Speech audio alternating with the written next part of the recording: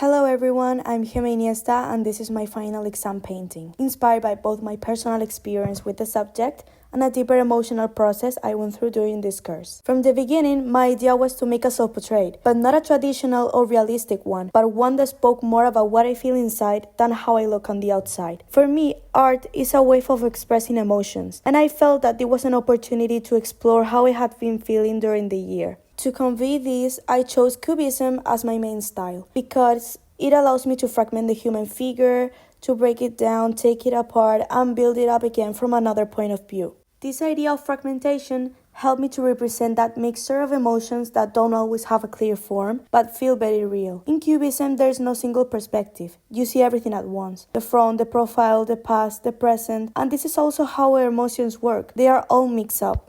The figure in the painting is abstract. It is a distorted version of my face, my body, and my emotions. It is not a physical portrait, but an emotional one. Through the use of colors, geometric shapes, and fragmented lines, I wanted to show that there is a part of me that feels broken, divided, as if many pieces have to be put together to understand who I am. But beyond the painting, I decided to incorporate real broken mirrors in two very significant areas, the head and the chest. I was inspired by the artist Cornelia Parker, who uses real objects, such as broken or crushed things, to talk about human emotions. She turns destroyed things into art. So I thought that mixing those two styles could be very powerful. On the head of the figure, I glued fragments of mirror, and on each of those pieces, I wrote letters that together form the word frustration. This represents how my mind often feels fragmented, as if my thoughts are in pieces. That feeling of wanting to move forward and not being able to. On my chest, I placed another set of broken mirrors, and this time I formed the word insecurity, because many times what weighs more is not what we think,